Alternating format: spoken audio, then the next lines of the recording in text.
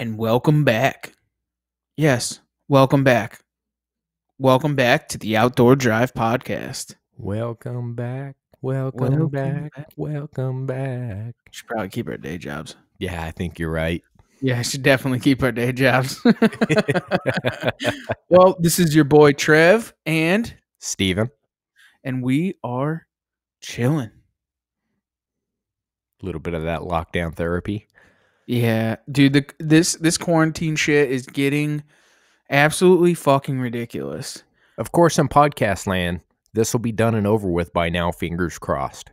Yeah, hopefully. I mean, Trump said we'll be back to Easter work Sunday, man. Easter Sunday. Right. Not gonna happen, man. That's more dangerous than it is anything, in my opinion. But my opinion doesn't fucking matter, so who cares? Yeah, nobody's paying us the way they're paying them. Of course, I he's mean, not getting paid, but everyone else is. I mean, to be honest, I mean the one good thing about the quarantine is that our fishing season opened wicked early. Which, dude, you gotta walk me through that. You guys have an established date for times you can go fish trout? What Yeah, the fuck? so our normally the last day in February shuts down our stocked rivers, streams, and lakes. So if they're stocked with trout, they close down. You can fish all year round for bass and so on and so forth in places that are not stocked with stocked fish, say trout. That's the only one they give a fuck about because those are trophy fish. And Connecticut also gives a shit about carp too. So whatever. But anyways, so we have carp season. No, you we have don't. trout season. Well, we do have a carp. We You do there? have a carp. Not a, yeah. Oh, I'm here. I was Okay. thinking. You didn't hear the smoke. We we have we do have carp regulations. But no trout. So trout fishing season normally starts the third Saturday in April. But with the coronavirus and all the quarantine and so on and so forth, want to get us outside. We have trout season got opened early. It got opened on the 24th of March. So opening day was the 25th. So it was kind of cool. We got to go out, man. A lot of the places were stocked. So I went to a local spot where I go when I went as a kid. My dad used to bring me to this little tiny pond. So that's where I go every single year. I at least make a couple casts and catch a fish or two. So I went there first off this morning and messed around and caught 2 trout.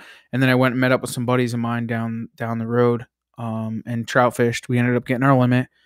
And then I came home. And Nice. So it was kind of cool. but But just to throw everyone off, trout does fish inland. Don't think he's just a offshore fisherman. oh He yeah, can do it all. I don't. Well, I try not to. No, Yeah, I know you do. That's why I said I'm glad to see you inland fishing again. I try Uh, not to. What were you using for your trout? So I use their well, I was using spinners this morning. I was using spinners, just rooster tails. I like the pink trout one. That's my Yes, favorite. sir. Pink green. That's my favorite one. But later on, what we do is we fish a local pond, also another big pond that they stock. And what we do is we run egg sinkers with a 3-foot leader to a small little wire hook. And we run the power bait worms, the sperm worms, the ones Yes, with the sir. ball and then the worms. So we run those and we just leave them there and we just set them up on sticks. You sit back, have a beer, and let them tinkle. That's it, man. Or I drift them a lot in the rivers too. That's how we actually steelhead and salmon fish up north, Pulaski. We use those. And All right, we dude, fucking you're letting kill your 'em. secret go. It's all good, You're man. starting to sound way more like an inland fisherman No. than an offshore guy. They can all know the inland shit. I don't really mind. So we got to do that. That was pretty cool, man. It was definitely fun. Just I don't know, man. It's just not for me, man. I'd rather if I'm catching fish, dude, I want something for the frying pan. I want the crappie and Dude, the I'm sorry. perch and the crappie and the How crappie. can you not love taking a big freaking trout and throwing it on a cedar plank and stick it in the oven with a little bit of, this and that on top, some lemon zest, a couple other things, and letting I that know where thing this is just, going. dude, how can you not? I'll take that over a pan fried crappie. That's So just me. you don't take it out, throw the fish away, and eat the cedar plank? No, hell no. No. I don't know. I don't eat trout, man. The trout around here are farm raised trout, so we don't. Ah, They okay. taste like they taste like crap. Yeah, most They're of just our like stuff. mushy. They taste like pellets. Ugh. Well, like I told you, out Mm. here we have 2 spots that are stocked around me. Mhm. Everything else that you catch is natural brookies. Okay. So you're native. Every now and then you'll hit every now and then you'll get some nice rainbows in some of these creeks. I have caught rainbow in the Shenandoah right out of the creek inlets. And dude, I grew up trout fishing in Arizona. That was my go-to, was high Yeah, mountain see, trout. that's a totally different beast compared to what we're doing. Ours come in on a truck on a Monday and they get caught Monday afternoon. And they I taste like crap. I can follow that logic. I really can. I mean, if I'm gonna do any type of trout fishing, I mean, they're not gonna be edible, but they're 9 inch, under 9 inch native trout fishing in a lot of the little creeks. That's my favorite. Okay, so are you going at them with like light tackle spinners, or are you going at them Oh with flies? no, tiny, tiny, tiny, like trout magnets, tiny, tiny little things. I mean, these things are tiny, 6, 7, 8, 9 inches. I mean, they're not very big. Native trout are tiny. Um, but Okay, so I wouldn't. The we had stockies. a we had a show a few weeks back. I believe you were at the show up there your way, and there was a tactic that was thrown out. Did you try that? No, you know what? And I'm kind of, you know what? That really upsets me, to be honest with you, because I wanted to have Matt back on with the Mealy Master, dude. Exactly. I would love to have him back on and explain it. And the way that we set this up was for him to come on before opening day of trout season. But trout season got opened early, and we weren't able to have Matt back on. And I'm a little upset about it. But soon we will make sure to have Matt on, and we'll talk it when it's relevant time, probably around Easter. So we will have Matt on, I promise you, and he will talk being a Mealy Master. All right. Well, we can definitely work with that because when I find a good creek that I can test that. So usually I run flies in creeks, but I really want to try that because sometimes fly fishing in these creeks out here in Mhm. Virginia is thick and you're doing a lot of rollover casts and things like that. And it's a pain in the ass. So I'm gonna just throw a wrench right in this conversation real quick because I want to go back to just talking about the fact of being able to go outside quarantine and the COVID-19, so on and so forth. I never understood this, and I'm so glad to see this. And I think it's the greatest thing that ever happened was the COVID-19. I know it's fucked up to say, and I get it, and I understand it, and I'm No, I'm sorry. with you. Don't feel bad, man. Don't apologize for shit. But people, I had this conversation with Caddy Cowboy. You guys might not know who he is. Some of you will, some of you won't. But Caddy Cowboy is a good friend of mine. He's my neighbor, roommate, best friend. In the past, was my roommate. So we were talking the other day, and he was like, "Dude," he goes, "I don't understand how the whole family is on the couch playing on their phone, so on and so forth. They get locked down, they're in quarantine, can't go anywhere, and now everyone's out walking on trails." Yeah. So it's polar opposite of what it's been in the past. So Dude, now people are outside doing more things you than they know who have in put the it past. best? Running on that line, you know who put this best? Out of everyone Hmm. I've heard through this whole ordeal? G. Oh, Motherfucking modern assassin. right. That dude put out a post and in his last podcast flat out said this is a be careful what you wish for a moment. Exactly. You wish you had time to read a book. You wish you had more time with the kids. You wish you had more time to do shit around the house. He wasn't lying. All these people who've been bitching, nobody's doing shit or they're out doing things that they never do. Hmm. So mad props for G for calling that out. Yeah, It's for true. sure. Well, man, you know what? Speaking of, I really wish that we get the guest on. Wait, did props spur this? Yeah. Wait, so you mean like we have somebody with a little bit of say so on the stage, a little bit of presence. Uh-huh. A guy who may have gone over and done some very unique hunting in the Middle East, in some of Uh-huh. the toughest places that people are afraid to go. Uh-huh. All right, I'm sold. All right, but before we get too crazy and too carried away, I want to thank a couple of people who make this possible. Good call. I want to thank Mock from Nor'easter Game Calls, nor'eastergamecalls.com. Get them in close. Check them out. The new turkey pot calls, the Prospector series. There you go. You see, nailed it. boom, I'm boom, so proud of you. boom, boom, bang, bang. Gonna So get that money maker. Get out that's there, strike them up. that's it, man. We got those hybrids, half burl wood, half acrylic, with glass. Check those out. nor'eastergamecalls.com.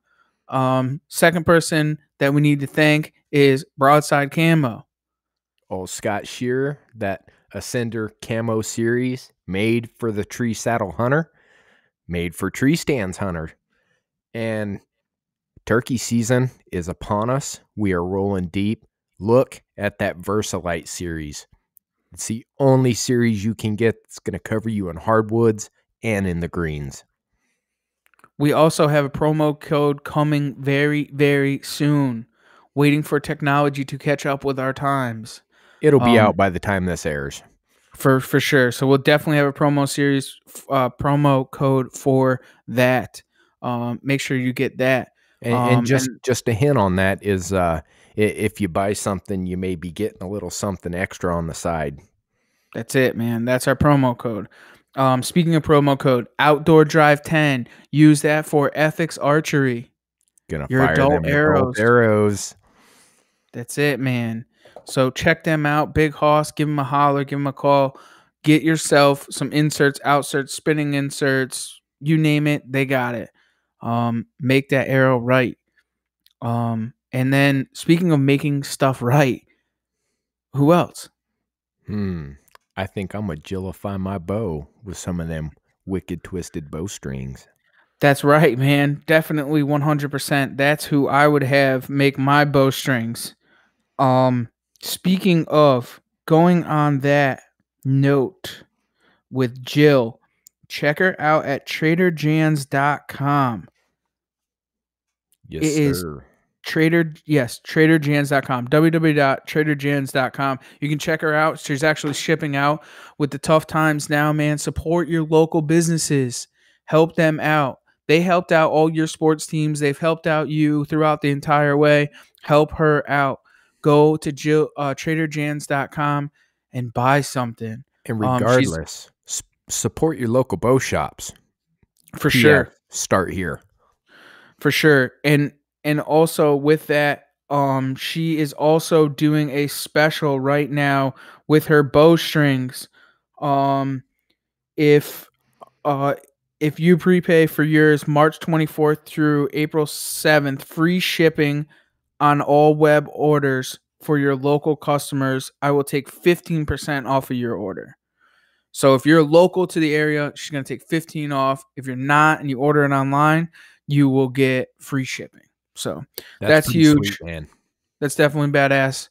So go and help them out. Help out Nor'easter Game Calls, Ethics Archery, Broadside Camo, and Trader Jan's. And nobody needs them more than this time. Bam. Were you ready to roll, man? Yeah, dude. I am ready to get my man on the phone. All right. Well, I think the show should start because we got an actor on today.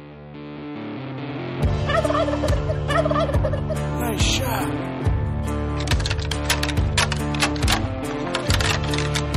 Here comes a shooter. Shooter. Big buck.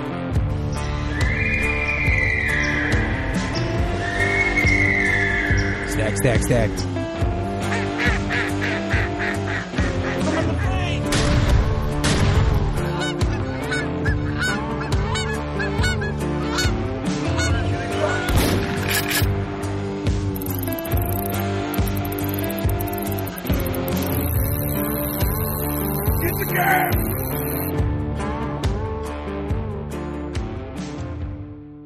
All right, we're back on the phone with a good friend, Fisher Neal from Learn to Hunt NYC. How you doing, Fisher? I'm doing well, man. How are you? Oh, hanging in there, man. Um, why don't we turn this key and get this thing underway? Why don't you tell them who you are, where you're from, and what you do? Yeah, so my name is Fisher Neal. I live in Jersey City, New Jersey, though I originally hail from Knoxville, Tennessee. I'm a professional actor, and I also am a outfitter specializing in teaching lessons and giving guided hunts to total beginners from New York. That's pretty awesome, man. And what made you get into that? What made you do that? Well, it was kind of like, being an actor, you have a necessity to have some kind of a survival job. And you know what I mean? Like, it's just too inconsistent of work to not have something else going on.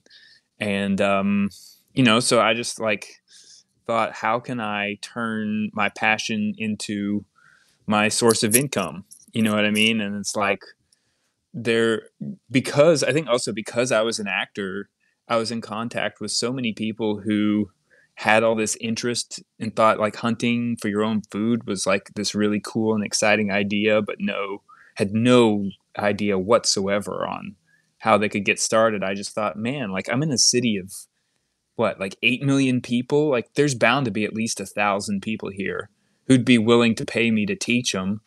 And I did some internet research and there was nobody else offering that sort of thing. So I was like, well, it's a no brainer. I could just make a website and see what happens. And, that's the short version of how it all got started. Obviously it's, grown and evolved since then. So you originally came from Tennessee. So did you hmm grow up in a family? Like how did you get started into, Obviously, you grew up I in a did grow family up of in a some family. sort. well, no. Thanks, guys. I didn't mean it like that. Yeah, Like yeah, a my hunting dad. family or okay. Yeah, my dad was into it. He'd grown up in a rural part of the state out in near Paris, Tennessee, and so by the time I was born, he was addicted hunter of a number of species, and so I was born into hunting. It was like something I loved and was passionate about since I was probably 5 years old. Do you know what I mean? Like I was going Yeah. along with my dad on dove hunts and then deer hunts, and then I took hunter ed when I was 10. You know, it was passion from a super early age. Um, and then I got into acting in high school, and that led me to I went to the Yale master's program for acting and in Connecticut. And then after that, you kind of like need to go to a major center like New York or LA to have a chance for your career to really launch, and to be a big time career. Yeah, here in Connecticut you're not going to get that. No. No, no. You have so when you had gotten so obviously in Tennessee there's a ton of hunting resources. Then you came up to hmm Connecticut, there's a little bit, and then you went to New York City where there was nothing. Well, yes and no, man. I mean, that's what I always thought, like I was thinking from the minute I decided that like acting was a thing I wanted to do as a career, I was like, well, I know I'll eventually need to move like to New York City, and then there's no way in hell I'll be able to hunt, at least not on a regular basis. I was like, I guess it'll be relegated to like when I go home for the holidays or something. But while I was in school, I did a ton of research, trying to find public land, and this is before OnX existed. So I was like on the New York Fish and Game website and the New Jersey Fish and Game website, and then getting on Google Maps and like, how far is a drive from Queens to this location? How far is a drive from Brooklyn to that location? And, figuring out where the heck public land was, and I eventually figured out that in New Jersey, if I position myself in Jersey City, that like within an hour drive of Jersey City, there were, dozens of properties ranging from 50 to 10,000 acres that, were open to public hunting. And, that's a distance that's within a day's drive. You know what I mean? Like you don't have to, it's a long drive in the morning, but it's not like impossible. Right. So, and it actually turns out that like in a bizarre way, like the deer hunting in New Jersey in these like dense areas is actually better than the deer hunting in East Tennessee where I grew up. So you're more like in the urban areas. You're doing the urban projects, doing that kind of hunting. I'm doing everything I can, man. I mean, this past fall, I took, I don't know, like 40 or 50 people out deer and turkey hunting, and we Wow. killed, That's uh, awesome. we killed 26, I think. You know what I mean? So I need to hunt a lot of different places to harvest that number of animals because obviously I'm putting pressure on public land where other people are also putting pressure. So yeah, I've got some spots that are in tight to neighborhoods. In a couple rare circumstances, I've been able to get permission to hunt people's backyards. But there's also lots of little public lands that are adjacent to those types of areas and they just have dense deer populations as a result. But I'm also hunting in the agricultural areas and in the mountainous areas. I've only really found one mountainous area that has a ton of deer. Most of the more mountain areas are, they're more sparsely populated with deer, so I don't concentrate my effort there. Um, but yeah, man, I mean, there's a lot of people everywhere you go, even in the rural areas. But there's a ton of deer. You know what I So mean?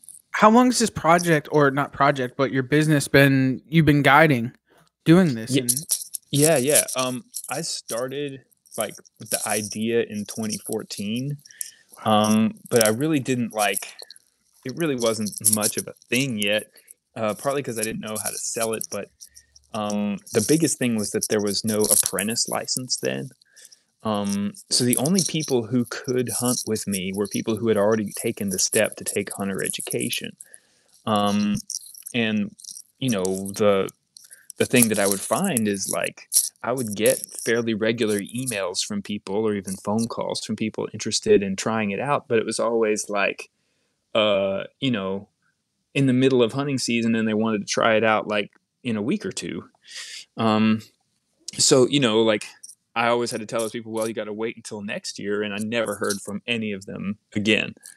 So the only people I was taking out were like the very small number of people who had already taken hunter education and still were looking for somebody to teach them the ropes. And then like 3 years ago, New Jersey got the apprentice license and it just like changed everything. So it's only really been a serious thing for the last 3 years, I'd say. so how do they do their apprenticeship program? Just so people know. Yeah, so the way the apprentice works in New Jersey, it is a little different in every state what the rules of it are. But the basic premise is that you can go hunting without having taken hunter education course as long as you are directly accompanied by a licensed mentor, 21 years of age or older. And in New Jersey, they allow you to do that for up to 2 seasons before you have to take hunter education course, and it has almost no restrictions on the like types of hunting that are accessible to you. The only restrictions are you cannot hunt bear as an apprentice, and you're allowed to hunt coyote and fox at night here with a special permit, but you're excluded from doing that. As But apprentice. otherwise, yeah, exactly. But otherwise, it's just as valid for everything as the standard license, with the caveat that you have to have a mentor like physically with you at all times, and it has to be a one-to-one basis. I couldn't go out and mentor like 3 people at the same time. When I have multiple clients, I need to hire extra hands to come in and be the mentor. So on a regular on a regular day, so when you're about to take somebody out, like, do you do 1 day, 2 day, 3 day? Like, what is your normal procedure with them? Most people are doing one day, or at least they start with one day. It's an interesting thing that I found, and I've realized like partly why I'm getting that business and not necessarily traditional outfitters, because traditional outfitters are all offering like 3 day, 4 day, 7 day packages.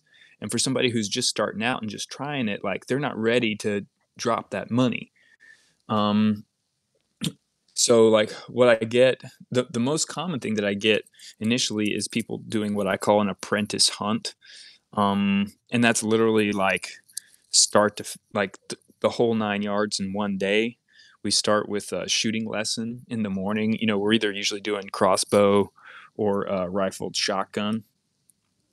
So, you know, I spend like an hour or so at a range in the morning with them, getting them confident, shooting well, knowing how to place the shot and all that, coaching them in how to stop a deer and going through all of that stuff. Then we go into the woods and I spend a few hours. You know, it depends how much time we spend because in September, the days are way different than they are in January in terms of length. But, um, you know, I basically teach them how to scout in that period of time. So I, you know, go around, try to find all the major deer signs, a rub, a scrape, tracks, trails, droppings, teach them all that stuff and just kind of dump as much knowledge about those signs and what they mean as I can. And usually also I'm teaching like, especially I want to make sure they know how to identify oak trees and why they're significant. Um, and then we go and actually just hunt. We do a sit in the afternoon.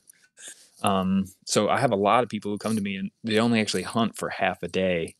But then, you know, then I get people who sometimes maybe they book me 2 days or 3 days, or they'll book one day and then they don't get a deer and then they book another. And before you know it, they've done 3 or 4 days, you know, it's kind of, it's ironic actually that I have a disincentive to get people deer to a certain extent because, you know, freezer space around here is quite limited when you're in an apartment. So usually when I get a client a deer, they stop hiring me for the rest of the season. Oh, because they fill right up. That's right. Yeah. You know, they maybe come back next year, but for this year it's done. If they don't get a deer, they might come back 3 or 4 times. And what does it cost to do a hunt like that with you? I do $565 for a day if it's just one day, and then I come down to 500 for, you know, if people buy more than one day. Wow, that's awesome. And they get the full experience. So you get your whole lifetime worth of learning in one day. Yeah, pretty much. And I'm also obviously I'm supplying them with top of the line crossbow or shotgun and tree stand and camo if they need it and harnesses and, you know, all that stuff. All they really got to do is show up and go have a good time. That was my next question. Like, what do they have to bring to do this? Yeah, the only thing they got to bring is a driver's license so they can get their hunting license. Although actually now, thankfully, they've made it so you can buy a lot of your licenses online and print them at home. But yeah, I mean, other than that, I mean, the big thing really that I can't provide people very often is like appropriate clothing for the weather. You know, I do have some stuff that's like extra stuff that I have that I will give people if they'll fit into it. But you know, when it comes to like really cold weather or rainy weather, you know, when it comes to footwear, those are the one things where it's really helpful, you know, if people can provide their own stuff. Absolutely. And you don't only do hunts though. You do foraging also for people. Oh yeah, man. I'm just getting started in leading those. It's a thing that it didn't really become a serious passion for me until the last few years, and it's just kind of snowballed. You know what I mean? As I start to learn one species and then another and then another, and I made contact with this. I became friends with this really cool guy who actually makes his living going to farmers markets and as a food purveyor for groceries. For restaurants, almost entirely with foraged plants and mushrooms. He goes out and he picks himself, and he's also got other guys, and I've become one of them now who he sort of, you know, assigns to go out and find him certain things when they're in season. So, you know, I've learned a ton from him. And as a result, I'm now at the point where, you know, in the warm months, if there's been rain, I can pretty much fill up the back of your truck with just some kind of greens or mushrooms, depending on what's out. You know what I mean? Wow, that's awesome. And especially being so close to the city. And I guess that's a huge attraction for people that are in the city. And I hope so. We'll see. And it keeps, well, I mean, I don't even know how you get time to act on top of this. I mean, you're taking out, that many people hunting and then foraging and everything else. Like, where do you even have the time to go and act? Well, I mean, that's an ongoing conversation, like in some cases when it comes to like TV stuff, those jobs, they typically don't take that much time. You know what I mean? Like I did a TV show last year, and it was 3 days that were spaced out over 2 weeks. So all I really had to do was clear those 3 days, and I could do that job. Theater is a whole other can of worms, and you're right. Like, there's no way I can do both at the same time. Right now, the way I'm working it is like I'm basically not doing theater shows during deer season, because it's just too. I mean, I'm making a good living doing deer hunting, and to be honest with you, unless you're like in a big Broadway show, working in the theater is very poor, like, pay. Right. You know what I mean? Like, you don't make anything. So it's I'm kind of like talking like $500 a podcasting. week. You're doing it because you're passionate about it, but it doesn't pay, right? Yeah, you're Okay. passionate about it, and in the case of like, in some cases, the reason why you're doing it is for visibility, to elevate your profile, and that would be like doing an off Broadway play. um, because there are a number of very prestigious off Broadway theaters, some of which actually have decent pay now. Um, but it ranges from very poor to average, to moderate pay. If you can get a large role in one of those productions, it has the potential to really like blow up your career. If you're in this like hot show and a big role that makes a splash, like all of a sudden now the Broadway producers want to have you in their show. Now all the TV shows want to have you as a guest. You're getting opportunities to audition for series regulars and stuff. Whereas without that visibility, it's other people who are already visible, who are already, established within the industry, who are getting those opportunities. It's a whole thing, man. People think it's about talent, and it does have a lot to do with talent, but it has a lot more to do with other things, just how far you get at a certain point. Well, speaking of some of that, you got to do something real recently that really piqued my intrigue, had me interested, and I What wanted was to that? go through that story a little bit. So you just returned not too long ago from a trip out in Pakistan, if I'm correct. Yeah, man. Walk me I through sure that. did. I really want to hear kind of how it's changed from when I was around there. Yeah. So, I mean, I went because, my significant other and likely future wife is from there. And so I was going over there to visit with her family and get to know the culture and the place. And it just so happens that her father is into hunting. And Which is rare. so, yeah. Um, and so he managed to hook me up with one of his buddies, who's like this tribal chief. His name is Akhtar Mengal, and his family is a very powerful family in the Balochistan province. He's like a member of the National Political Assembly. Like, he actually is the leader of a political party. Wow. And like back in the 90s, he, basically in conversations with local tribesmen, set up a conservancy area, on their lands where hunting was prohibited, and they were able to stop poaching from happening and to build it toward the point where it could be like a viable, trophy hunting destination.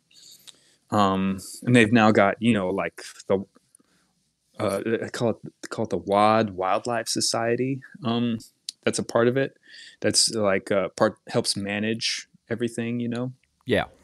So they now have a growing population, a healthy population of Urial sheep and Sind ibex and Chinkara antelope. and they're breeding black buck from India to release. Um, right. So I got basically just this unbelievable gift of an opportunity to go and hunt Uriel um, on their land as a guest. And yeah, I mean, I could talk about it for a long time, man. It's one of the most incredible experiences of my life.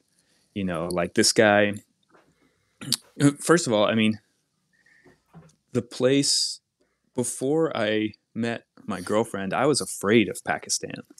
You know, I thought that like being there at all, I was going to have like a target on my back all the time. You know Right. what I mean? That it And was going to that's be the really common unsafe. misconception is you get that, oh, it's the Middle East, it's unsafe. Someone's going to try to shoot me.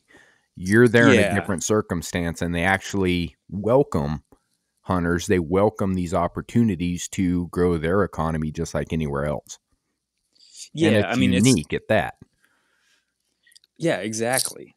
I mean, there are some bad people over there. It's true, but the vast majority of people are not those people. You know what I mean? It's actually like still a somewhat plural society. I mean, there's like Hindu shrines all around the place. We went to a couple of them. You know what I mean? It's not like it's 100% Muslim there. Um, and the tradition they have there of like, you know, uh, honoring guests is crazy. It's so generous that I felt like uncomfortable at times because I was being put on such a pedestal, you know what I mean? And like Right. It can given be given so overwhelming. much. Yeah. Like I felt like I'm taking advantage or something because they just wouldn't let me do anything.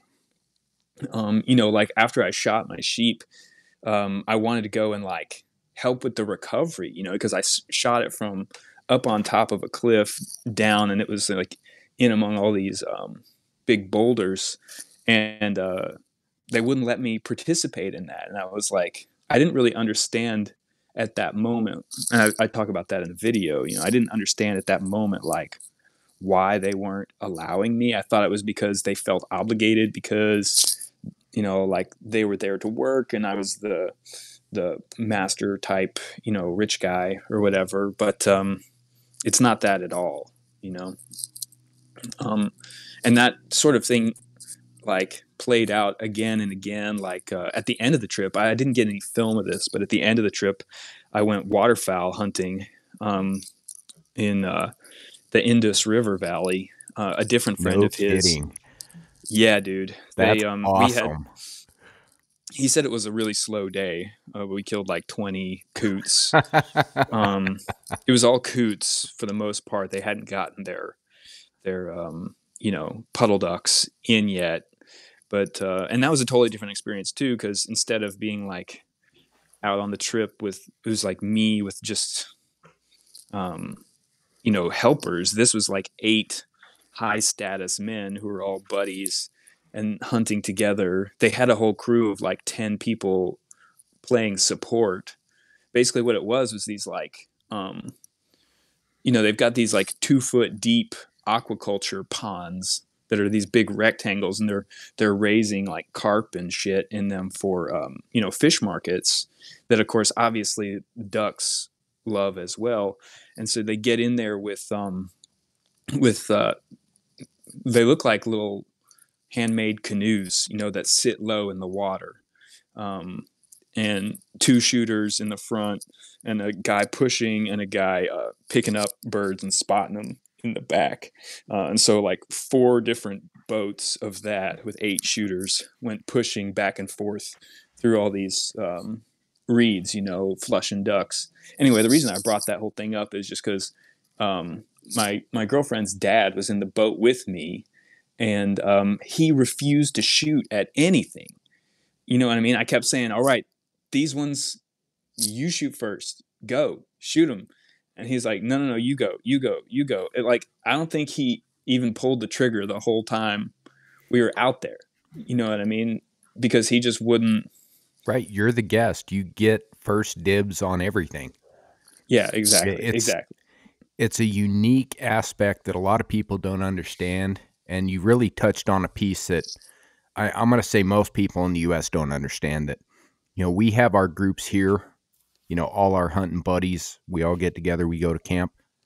You're in Pakistan doing the same thing. They do it too. They're normal people. They're hunters. They like to get together at camp and have a good time too. It's worldwide. And you're one of the few people who've ever got to experience that in an area where in the Western mentality, it doesn't exist. It does. It's legit. Where you got to go out there and waterfowl is unique. I mean, people don't get to go do that. And I've seen some of the flyway through there. It's impressive. So my hat's off to you, man. That's a heck of a good thing to do to knock off in your lifetime. Yeah, it's amazing. I really, I can't wait to go back and do it again. They all, all the guys on the duck hunt were like inviting me to come with them again. The guy whose land we hunted on, well, he insisted that I take all of the ducks. He was like, these are all a gift for you. Everything that everyone has shot today is a gift for you. And I actually was like, I don't know what to do with all these ducks, man. I'm leaving the country. It's hard to get that through the customs. I actually told him, I was like, well, why don't I, now that they've been given to me, why don't I maybe I'll give them to these men who've been working for us? And he was like, no, why would you do that? It was clearly like he was offended, if I wasn't going to take them. So I did taking them, and then I gave them away later, to other people. But yeah, he's like, no, you have to come back next year, and you come back and you stay for a month, and we're going to hunt everything. We're going to hunt partridge. We're going to hunt duck. We'll go up and we're going to hunt ibex. I'm like, this is no kidding. Crazy. So you are a first on the show. I'll give you that. I've heard a lot of people laugh and joke about trying to marry into a family for hunting rights. I think you just stumbled into a gold mine that nobody's ever considered. Yeah. Congratulations. Yeah. Thank you. It's when my girlfriend listens to this, though, she's going to be mad. Well, we'll make it clear that was not the intentions behind it. It lined up that way naturally. It just worked out that way. Yeah, and that's how you want it. If it ain't natural, it's not meant to be. So congrats to her as well. So speaking of that, what does she think about you hunting? Is she supportive? She behind you? What's the situation? Oh, yeah. I mean, I don't think that I could be in a serious relationship with someone who wasn't supportive. It's too big of a part of my life. So I mean, yeah, she's a big fan. She loves all the meat. We cook a lot, and we only cook with stuff that I've hunted or fished, or in some cases fish that has been given to us. But yeah, so she's a big fan. She's come out with me a couple of times and been a real good sport about it, but not really enjoyed it. Fair enough. She's she'll enjoy a hike on a trail, but bushwhacking and dealing with thorns and insects is just not, that's not fun for her. So, gotcha. But no, she's fully on board and remarkably supportive of my hunting habit, for sure. Obviously, she just hooked you up with the best father-in-law in future. I know, right? So that's cool. I'm actually working on trying to set up a thing. They need more hunters to come, so that they can sell all the tags that they have. So I'm working on figuring out how to become an outfitter so that I can bring Americans over there to go on these hunts, as paying guests and stuff like that. I'm getting there, but it's a lot to figure out with how the to international and communications and all of that. I can imagine that's going to be treacherous at the least, but I really want to follow along with that because that's awesome. I mean, that is, you hear about people doing it in Mexico and in Brazil and places like that, but you don't see too many people or hear of too many people over here in the U.S. that are becoming licensed guides to go over there. Mm-hmm. And that in itself is amazing. So we definitely want to follow that story. Sweet. And you're actually working on another project right now, right? I think I saw. Oh, doing a TV show? Yeah, Yeah, man. I mean, it's still like in the beginning it's stages. yeah, but I mean, people have been telling me for years that I should have my own show, and um, Well, you finally are I an actor. decided. Yeah, I'm kind of the like maybe the person born to have a hunting show. Exactly. Um, but I don't know. I hadn't really like necessarily gotten fully behind the idea until like in the last about a year ago is when I was finally convinced that this was a path that I should go down. And so I started. I borrowed a GH3 from a friend, and eventually this year, you know, like when the new iPhones came out, I got the new iPhone, which is remarkably effective for some shots, and just started filming as much as I could of my hunts. And then I also actually rented some equipment and like hired a friend who's a very skilled videographer to come and, you know, do a proper like attempt at a pilot for my own show. And I have a client who advised me. He's in the industry with a production company. He advised me that like what I needed to do was make this like sizzle reel that I could then use to pitch production companies, and then production companies, if I could get one excited about it, then maybe they would go around and pitch to channels, and it would have like a real shot. So what you guys saw, I just decided to go ahead and release the sizzle reel just to everybody so that other people could see it and hopefully get excited about it. And I've been really like so excited by the response that I've gotten. People have been just yeah, all about it. And in fact, the production company that you know that my client runs, they want to be a part of it. So you know, we're talking about actually putting together a formal thing to pitch it to channels. So, but I mean, that's like crazy early stages, and of course, that conversation took place a week before. You know, it was the second week of March. It's like right before everything went to shit. So everything's tabled at the moment, and nobody knows what the heck is happening. But yeah, I'm real excited for the possibilities of that.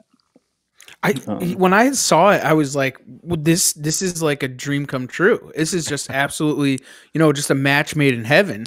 Especially what you're doing with people from NYC and bringing them out into the woods. Like this is what people need to see, and especially for the anti-hunters or the people that are just uneducated. It's just a match made in heaven, man. And I think what you're doing is absolutely perfect, dude. And I'm 100% behind you in this project because I love it. I think it's a great thing, and I think for us and for the sport and everything like that, it's just perfect, honestly.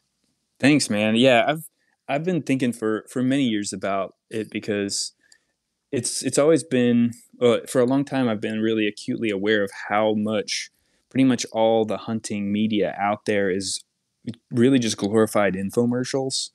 You know what I mean? It's they're sponsored by products, and the Mhm. audience is entirely for existing hunters. It's not until you get to like Steven Ranella and Meat Eater that you start to see a hunting show that has appeal to a broader non-hunting audience.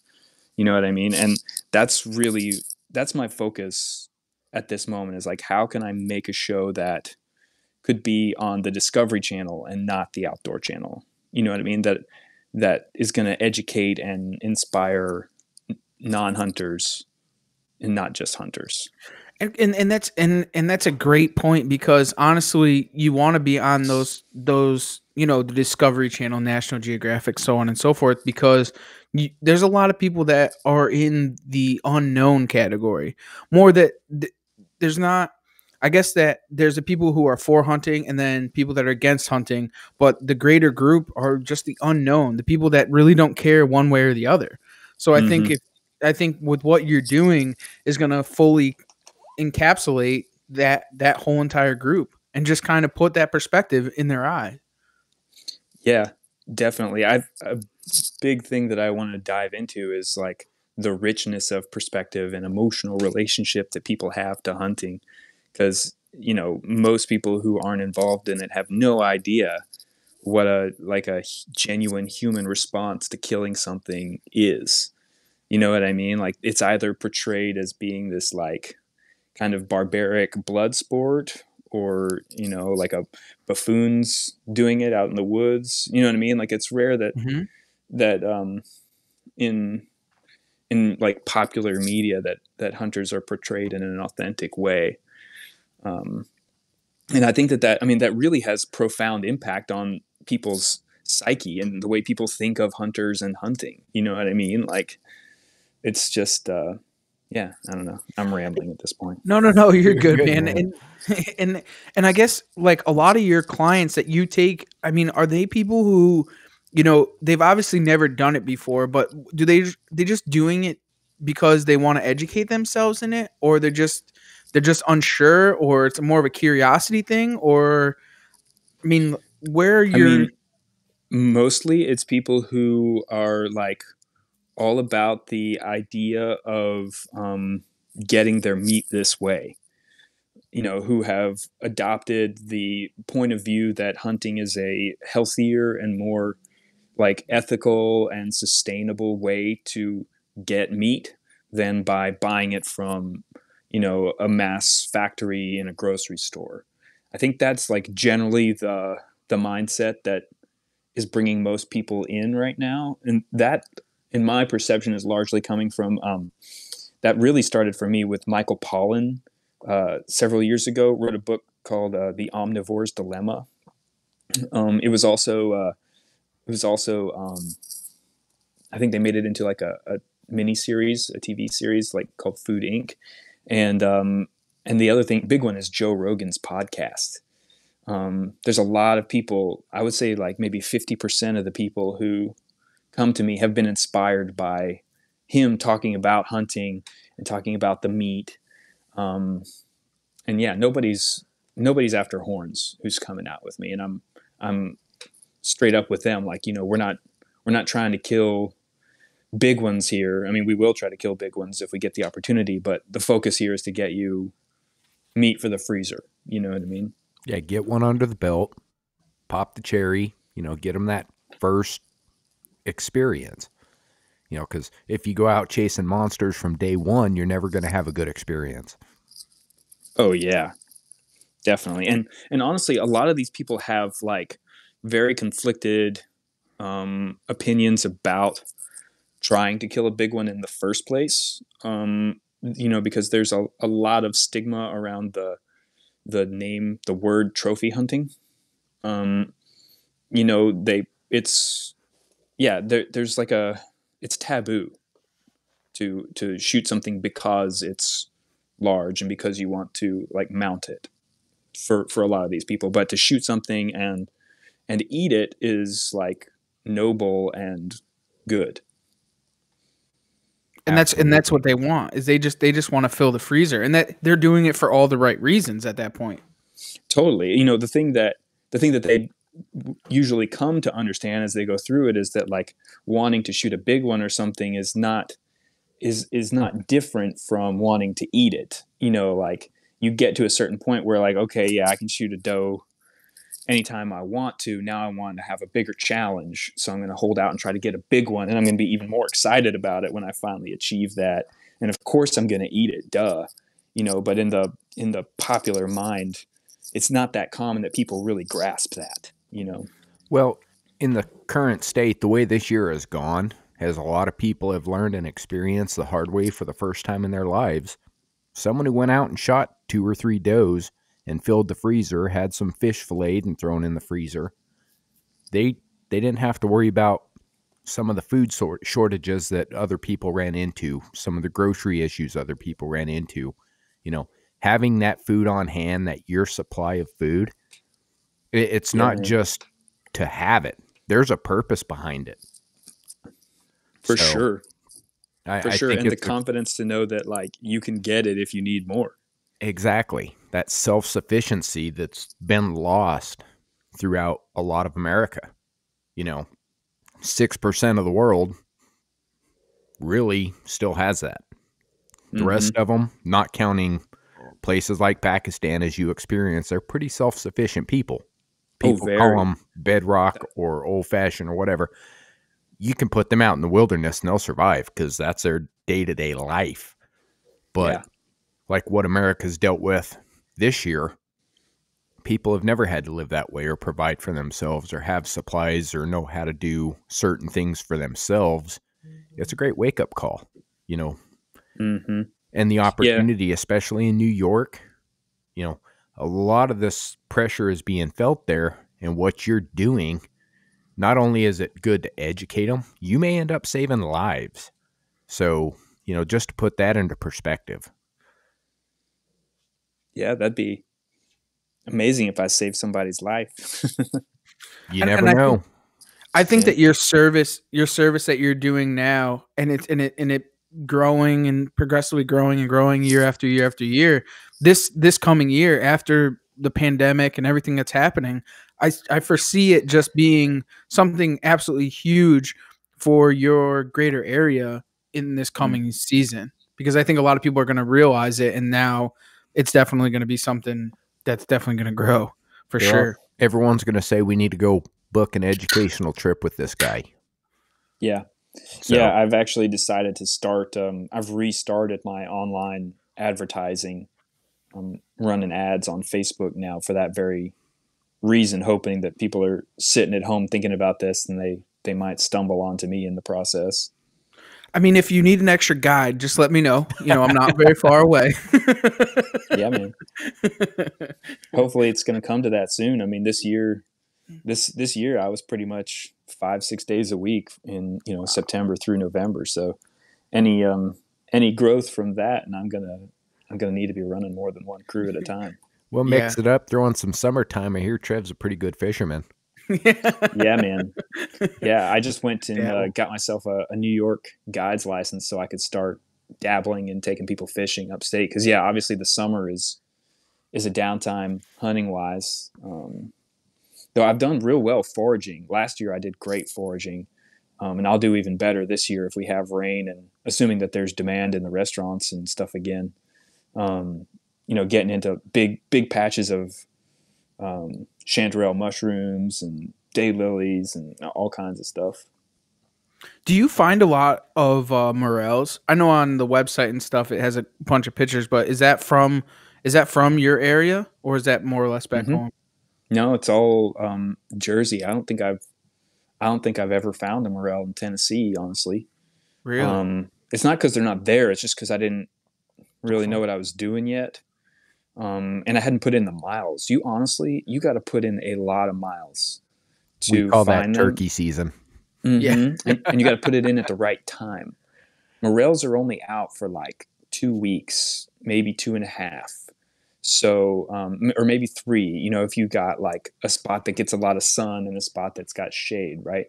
But, you know, so if you don't put in the miles right then you don't find them. You know, they'll come up in the same spots often year after year, though with the way the conditions change and stuff, like sometimes you'll find them there one year and you don't another year. Or you find a bunch one year, but only like 1 or 2 the next year. But it's a cumulative thing. You know, and this is the case with, you know, all the species that I'm foraging for. You know, you learn where a mushroom patch is, and if you know when the time is to check it, then it's like, okay, I know I can go, and if there's been rain and it's right, like I can probably score some here and there and there. And then you just put in more and more miles and acquire as many of those spots as you can. You know what I mean? So that's how you end up where, like last year I had my biggest day yet. I found 9 pounds of morels in a day. Wow. That's huge for New England. Yeah. Wow. I mean, yeah, it was crazy. And, you know, who knows if I'll be able to repeat it. Maybe I will. You know, I think last year was weird for morels too. Last year was weird in general for foraging. There was definitely abundance of a lot of different things. I didn't see a lot of hen in the woods, which the year before was a lot of hen in the woods. Almost none. It was too dry. Yeah, it was really weird for the hen. But to be honest, I think this year being wet and it's been very mild. I think there's going to be. I foresee there being a very good harvest year for foraging. Yeah, the way things are going right now, I think you're right. We might start seeing things come out pretty early. They're already. I follow a morel group in Tennessee, and people are finding bunches of them down there right now. Yeah, Georgia was the same way. Mm-hmm. But what was I going to say? Oh yeah, I was going to talk about chanterelles because I got into a huge chanterelle patch this year, and it was really good until like mid-June, and then we just stopped getting rain. We didn't get a good soaking rain from mid-June until it must have been September. Like we would get like a shower here and there, but it's the kind of thing that like runs off and then steams off because it only showered for like a couple hours. And as a result, the mushrooms just quit. And they just disappeared. You couldn't find them anywhere. Yeah, they stopped fruiting. Yeah, and there were hardly any black trumpets. I've only found a couple of them, but my mentor Dan is like, it's around the same times and places as chanterelles, but he never found them really. You know what I mean? Like he's got spots where they come up, and it just didn't happen last year. Yeah, those two need a lot of moisture, and if they don't have it, same with hen. If it doesn't have a lot of moisture, it's just not there. They're really tough to find. The hens are so cool. I love hens, and they taste so darn good too. There's so many recipes to go with them. And that's the same with chicken. I mean, chicken's one of my favorite mushrooms because you can do so many different things with it. You can saute it. You can bread it, fry it. I mean, you name it, you can do it with it. Yeah, you can find some big chickens too. Did you see that one I found last spring? I did. How many pounds was it? I don't remember. I think what I was actually able to sell ended up being like, 18 or something like that, or 20. But the whole thing before it was trimmed was like 28 pounds, I think. Holy crap. Isn't it incredible? Isn't it incredible when you walk up on something like that? It's just mind blowing to you. Like how big it can actually get. Like it's insane. I found one 2 years ago was 48 pounds of chicken. Jeez. Yeah, it was just a mushroom. Huh? How big was the mushroom? It was huge. I mean, it was. Thanks, Steve. It was 48 pounds. I had drove past it, and I don't know. There's a local forester here. I mean, a forager here, and he literally. I don't know how he didn't see it, and he's always driving around all throughout the woods and stuff. And we check normally the same areas, and I just saw a little tiny piece of it, and I drove up the lady's driveway, and I was going to ask her. I was like, "Hey, I remember this. Yeah. You mind getting rid of this?" And she's like, "I don't even know what it is." And I'm like, "It's chicken of the woods." I said, "It's really healthy." She goes, "It's not poisonous. It's orange." And I'm like, "No, it's not poisonous." I said, "It's chicken of the woods." So I go over to it, and now I'm going around the stump, and I see it, and I'm like, "Holy shit. I can't believe how big this thing is." And it was 48 pounds I ended up harvesting of that one thing. And it's never come back. It's been two years, and it's never come back, and I don't know why. And it really bothers me because you ruined it, man. I probably did. But I mean, there's a proper way. No. You're picking the apples off a tree. Yeah. Right? No, I know. And I cut it properly. I know how to do it. So I definitely cut it off properly, but for some reason it just didn't come back. So I'm hoping maybe this year if we get a little bit more moisture. And that was actually, I found it in the fall. It was just a warm fall, and it just happened to come out. But it's definitely cool when you find those things and just living off the land, especially like a time like now, man. You just knowing how to do that and really, like if anything ever happens, all three of us on this phone call know how to survive, whether it's foraging or hunting or fishing or so on and so forth. And it's really, really important, man. So what you're teaching all these people is definitely it's huge, man. And you're doing something very, very special. You should definitely pat yourself on the back for that. Thanks, man. I think I will. You know what else I got into? Recently is I've started canning. Really? Yeah. Oh yeah. Yeah. Like I haven't done it for a little minute now, but like, I got myself a pressure diehard can here every year. It's cool. Dude, Yeah. it's the ultimate way to build up your supplies. Yeah. You've never done it, Trev? No, I'm not a. I've never really got into it, man. Like I've done some pickling. Like I'll pickle some ramps that I pick, Mm-hmm. or some. I'm mostly like like that chicken in the woods. I took some pieces of it and I actually dehydrated it and vacuum sealed it. But I've never really gotten to canning. What kind of things do you can? Well, I've done some jams where I've picked mulberries and raspberries, and made jams. I've also done like I like to take my turkey legs and thighs and slow cook them into making like pulled meat soups. Yep. So I've Oh, canned those. Um, I also really like to make a venison bolognese sauce. Um, and Now that you're talking. cans really well. It's nice and acidic, and I find that it's holding its flavor so much better that way than when I freeze it. Like when I freeze that stuff, it comes out. I just feel a little like funky and mhm. watery. You know what I mean? But Right. It doesn't compare to when you can it because it keeps that freshness locked in, literally. It's yeah, hard to explain. No, yeah, my wife is a genie when it comes to putting stuff in a bottle. I'm not gonna lie. really. So, Trev, put that on your checkbook. You need to come down here and get a day Learn a class from can. the old Yeah. lady All right. Yeah, because he knows what he's talking about. That's where it's at. Now, yeah. have you guys ever gotten to like you see they do it with venison? They do the venison canning. Have Oh either yeah, of you guys done yeah. that? I do it every year. I haven't And done that. No, where you're just like canning meat instead of freezing it. Yep. and I what is the process like for that? Because that's definitely something that like a lot of people I think would be very beneficial for them. uh, we should put together a video on that.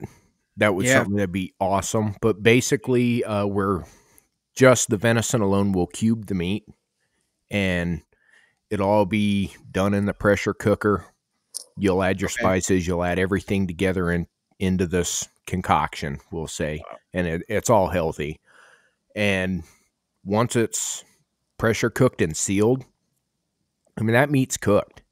So you put it in the box, you put it in storage, and when I need to pull it out, like say right now I run out of everything and I need food, I can pull that can out, open it up, and eat it like I'm eating beanie weenies or, your Vienna sausages. It's cooked meat and it has the flavor.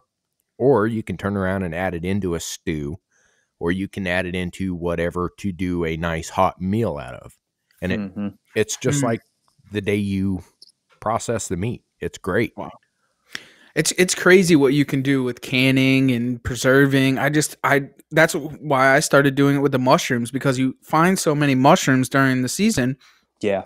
and you in dehydrating them and then all you do is you just put them in like a big bowl of water and rehydrate them and use them. Yep. And they just So take the way that they did before. one other thing, like if you like doing that with mushrooms and say you're a hash brown fan, this is my go-to. I'm a huge fan of shredding up potatoes, dehydrating them, and turning around and using them for like hash browns. Mm. Are It you is. cooking them Wow. before you shred them? I am not. No, you're Well, shredding raw and then I've dehydrating. tried two ways. I've done throwing them in the oven and baking them, and then shredding them, then dehydrating. And I've tried raw and grating them and dehydrating them. I actually like the raw better. It holds the flavor better. Wow. I guess there's a whole world of canning that I need to open my eyes to, I guess, huh? Yeah, definitely. Jeez. So Definitely. Fisher, what do you got planned for this coming up season? You have anything big in the works or anything new or Well, I mean, right now I'm just hoping and praying that I'm able to take people hunting during turkey season. You know what I mean? That like, so I'm a little worried about what my spring looks like, but for the fall, I'm excited and ready. There's not necessarily anything new unless this TV show pans out. If that happens, then yeah, I definitely got big stuff on the way. But just business as usual going forward. Do you have any planned trips for turkey hunting at this point? Any customers or Yeah, clients I've got coming a in? few customers. I got people who booked for the first week of the season. So I'm expecting that'll still be a thing. But, like technically with the way the social distancing, the rules, as I read them in New Jersey, like I could probably technically, like, giving someone a ride in my car would not be allowed. You know what I mean? Like they Okay. need to be in their own car transporting themselves. And then I guess as long as we stay 6 feet away from each other in the woods, then we're good. You know what I mean? But Right. Just go rent a truck, throw them in the truck bed. yeah, that's a good idea actually. I'm sure they won't mind. No, not So at all. I As loved long as riding in a them truck bed when I was ain't a kid. illegal. Yeah. But I'm planning to go down to Tennessee. That season opens up next weekend. Oh, awesome. I So- may be down there myself. Oh, nice. Nice. I'm going to be around Nashville for, I don't know, probably like 3 or 4 days, and then go over to Knoxville for a day or so. My dad, the house that I grew up in, actually, I grew up on 4 acres, and like now it wasn't the case when I was a kid, but now there are deer and turkeys in our neighborhood. Wow. And there's a pretty good flock. And last year I killed a big tom right in my dad's backyard with a crossbow. So I'm gonna try and repeat that. So when you were Hell saying yeah. there wasn't a lot of deer, Yeah, when I was a kid growing up, there were no deer in my neighborhood, but there's basically spread. There was one neighborhood in Knoxville that did have deer, and over the years they've just expanded from there, and now there's deer walking around right where I grew up. wow, that's cool. It is And cool. they had obviously you could have hunted there before. I used to hunt squirrels and stuff when my dad wasn't looking. But there wasn't anything else that you could really hunt. I mean, but yeah, I mean, if there had been deer, we could have hunted them for sure. It's 4 acres. There's plenty of space from the neighbors to bow hunt in there. So what you're saying is conservation has worked.